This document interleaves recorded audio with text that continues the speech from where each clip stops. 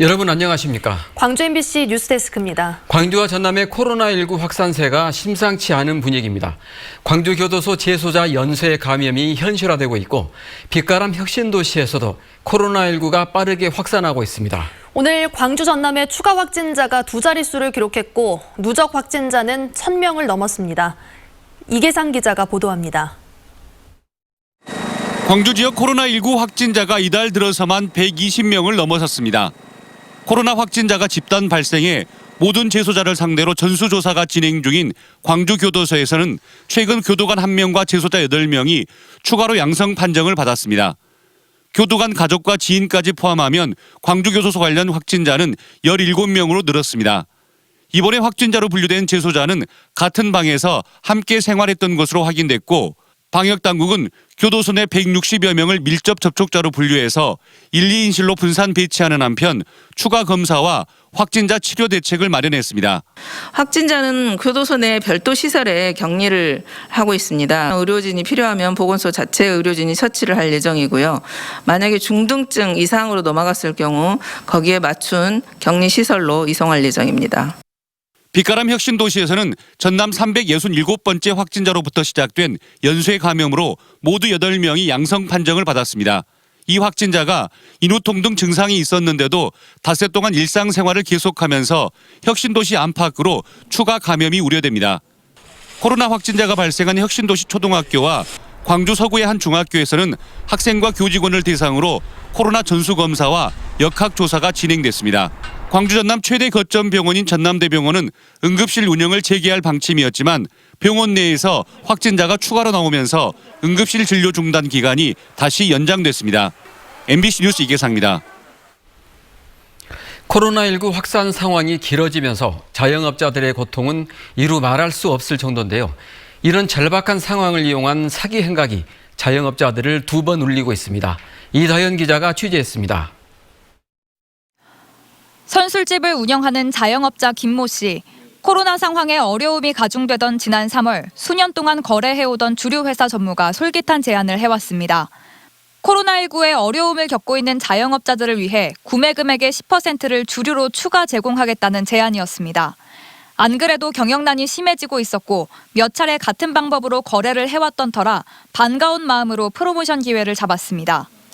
코로나로 인해서 매출이 너무 이렇게 저조하고 이제 저희 입장에서는 주류회사에서 이런 제안을 했다는 것 자체가 너무 감사하고 너무 고마웠어요. 하지만 돈을 낸 만큼 물건을 받지 못했고 약속했던 추가 혜택도 없었습니다. 같은 수법에 피해를 호소하는 자영업자는 모두 10여 명. 적게는 5천만 원에서 많게는 2억 원가량까지 건넨 피해자들의 고통은 날이 갈수록 커지고 있습니다. 집을 또 장만하기 위해서 모아둔 돈이었는데 그 돈을 이제 그렇게 날려버리고 저 말고도 다른 사장님은 이제 결혼 자금으로 모아놓은 1억 8천 정도를 날리신 분도 있고. 피해자들의 항의가 이어지자 전무는 회사를 관두고 연락을 피했고 취재진의 연락 역시 받지 않았습니다. 피해자들은 주류 회사의 전무가 회사 이름을 내걸고 특판 제안에 나선 만큼 회사도 책임을 져야 한다는 입장이지만 회사 측은 개인적인 일탈이라며 선을 긋고 있습니다. 저희 회사가 그런 프로모션을 권장했다든가 뭐 그런 권유를 했다든가 그런 사실이 없기 때문에 어려운 상황을 이용한 얄팍한 속임수에 마음 상한 피해자들은 사기 등의 혐의로 전무를 고소하는 한편 회사 측을 상대로 추가 고소에 나설 계획입니다. MBC 뉴스 이다현입니다. 코로나19 확산세가 이어지는 상황에서 수능 시험이 일주일 앞으로 다가왔습니다. 전남에선 고3 수험생 3명이 확진 판정을 받았고 격리된 학생도 40명을 넘어 수험생 관리와 시험장 방역에 비상이 걸렸습니다. 김윤 기자가 보도합니다. 목포 시내 고등학교 3학년 교실이 텅 비었습니다. 수능 시험을 앞두고 전남 지역에서 코로나 확진자가 잇따르면서 원격 수업에 들어간 것입니다. 그래서 학생들이 온라인 수업에 참여를 할 수 있도록 선생님들이 독려를 하고 있습니다. 다중이용 시설을 사용하지 않도록 선생님들이 각별한 주의를 기울이고 있습니다. 고3 수험생들은 학교에 나오지는 않고 있지만 아침 조회와 수업 등은 원격으로 진행되고 있습니다. 올해는 코로나 영향으로 원격 수업이 장기화돼 선생님도 수험생도 수능을 앞두고 걱정이 큽니다. 지금까지 잘 해왔던 만큼 남은 기간도 얼마 안 남았으니까 최선을 다해서 열심히 해서 좋은 결과가 있기를 바라겠습니다. 전남교육청은 최근 고3 수험생 3명이 코로나에 확진되고 42명이 자가격리되면서 시험장 관리에 비상이 걸렸습니다. 수능 시험장은 일반 시험장과 자가격리 수험생용 별도 시험장, 확진자용 병원 시험장 등으로 구분했습니다. 일반 시험장도 수험생들의 당일 건강 상태를 검사해 기침, 발열 증세가 있을 경우 별도 시험실에서 시험을 치르도록 할 예정입니다. 남은 일주일간 우리가 어떻게 하느냐에 따라 우리 아이들의 미래가 달려있다는 절박한 심정으로 코로나19 방역에 힘과 지혜를 모아주시기 바랍니다. 전남에서는 올해 대입 수능 시험에 14,200여 명의 수험생이 7개 지구 56개 시험장에서 시험을 치르게 됩니다. MBC 뉴스 김윤입니다. 광주에서도 수능을 앞두고 학생 확진자가 잇따라 나와 교육당국이 긴장하고 있습니다. 광주시 교육청에 따르면 오늘 광주 모 중학교 학생 1명이 코로나19 확진 판정을 받아 1학년과 3학년 학생 등 380명을 대상으로 진단검사가 실시되고 있습니다. 또 지난주에는 광주 모 고등학교에서 확진자가 발생해 교사 등 9명이 자가격리에 들어갔습니다. 광주시 교육청은 아직까지 고3 수험생 가운데는 확진자나 자가격리자가 없지만 교직원 자가격리자가 잇따르면서 수능시험 감독을 교체해야 하는 문제가 있다고 말했습니다.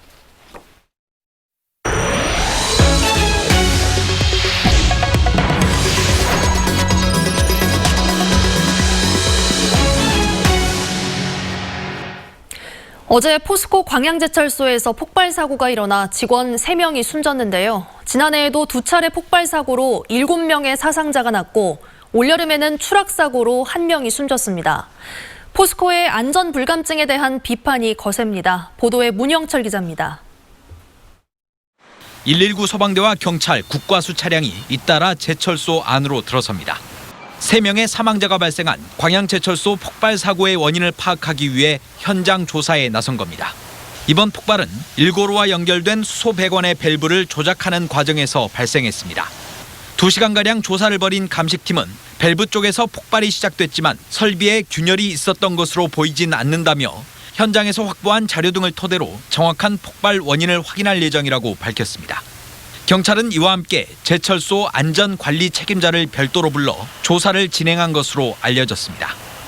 관련 자료들을 추가로 제출받아서 안전관리 책임상의 문제점이 없었는지 등에 대해서 철저히 이번과 같은 사고가 발생할 때마다 포스코는 재발 방지를 약속했고 지난 2018년엔 안전 분야에 1조 원을 투자하겠다는 계획까지 발표했습니다.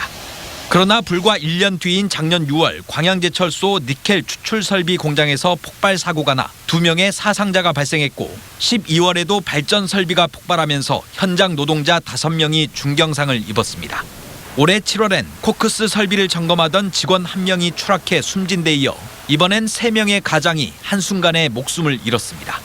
다치거나 죽거나 그런 소식을 들으면 굉장히 오랜 정신적인 어떤 위축이라든가 트라우마가 있다라고. 긴급 기자회견에 나선 노동단체는 포스코의 안전관리 체계가 부실해 인명사고가 끊임없이 반복되고 있지만 고용노동부조차 인력 부족 등을 이유로 관리 감독을 허술하게 하고 있다며 중대재해기업 처벌법 제정 등 특단의 대책을 촉구했습니다. 노동안전 보건 업무에 뒷짐만 지고 무능력으로 일관하며 이번 3명의 노동자가 사망한 중대재해에 대해 포스코 대표이사가 책임져야 한다. 한편 노조 대표단은 안전대책 마련 등의 요구사항이 담긴 건의서를 포스코 측에 전달하려 했지만 사측이 출입 자체를 통제하면서 결국 무산됐습니다. MBC 뉴스 문형철입니다. 한빛 5호기 원자로 헤드 부실 공사와 관련해 원전 운영기관인 한국수력원자력이 시공사인 두산중공업을 검찰에 고소했습니다. 한수원은 지난 4월부터 최근까지 진행된 한빛원전 5호기 계획 예비 정비 기간에 원자로 헤드 관통관 84개를 보수하는 과정에서 두산중공업이 3개의 관통관을 부실하게 용접해 계약을 위반했고 보고도 하지 않았다며 고소했습니다. 하지만 지역 주민과 환경단체는 한수원의 검찰 고소와 규제기관인 원자력안전위원회 조사를 믿지 못하겠다며 청와대와 국회 차원의 진상조사를 요구하고 있습니다. 최근 세 남매 가족이 화물차에 치인 스쿨존 사고와 관련해 광주시가 횡단보도를 없애기로 했습니다. 광주시 시민권익위원회는 어제 현장 간담회를 열고 주민들 상대로 신호등을 설치할지 횡단보도를 없앨지를 논의한 결과 아파트 단지 주변 두 곳의 횡단보도를 모두 없애고 과속과 주정차 단속 CCTV 등을 설치하기로 했습니다. 주민들은 석 달간 횡단보도를 없애는 방안을 운영해 본 뒤 보완책을 마련하는 데 동의했습니다. 광주 자치구간 경계를 조정하는 일이 예상했던 대로 또 벽에 부딪혔습니다. 2년 만에 경계 조정 논의를 제기한 준비기획단이 최근 조정안을 내놨는데요. 해당 지역의 반발과 찬반 갈등이 잇따르고 있습니다. 송정근 기자의 보도입니다. 첨단 일동 곳곳에 현수막이 내걸렸습니다. 최근 확정된 자치구간 경계 조정안을 주민들이 결사 반대하고 나선 겁니다. 주민들은 경계조정 준비기획단이 애초부터 잘못된 용역안을 가지고 투표를 진행했고 투표 당시에도 이해 당사자인 주민들은 정작 빠져 있었다며 조정안을 강력하게 반대했습니다.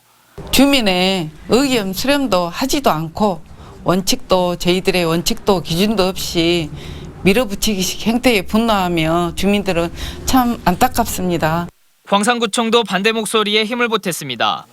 확정된 경계조정안은 오랜 세월 유지해온 공동체를 해체하는 것이고 첨단 1, 2동을 북구로 편입시키면 광산구 인구는 줄고 북구 인구는 늘어 인구 불균형 해소라는 당초 취지를 무색하게 한다고 강조했습니다. 여기에 인구 감소 추세는 광주 전 지역에서 발생하고 있는 만큼 광주권 전체를 대상으로 조정을 진행해야 한다고 밝혔습니다. 이번 이안이 갖고 있는 다양한 문제점 이것을 널리 공유하고 가장 합리적인 방안을 좀 긴 안목에서 살펴보자 하는 그런 관점에서 대응해 나가고자 합니다. 동구로 편입되는 북구 주민들 역시 찬반 의노 갈려 팽팽하게 의견 대립하고 있습니다. 균형 발전시키자는 목적입니다. 그런 목적만 달성된다면 적극적으로 찬성하겠다는 얘기죠. 지금 우리 자치위원단에서 반대를 하는 걸로 알고 있어요. 그러면 그 반대가 얼마만큼 주민들의 동의를 받았냐 얘기죠. 경계조정안에 험로가 예상되고 있는 가운데 광주시는 조만간 구청장과 국회의원 등 경계조정 대상 지역 관계자들을 만난다는 계획입니다.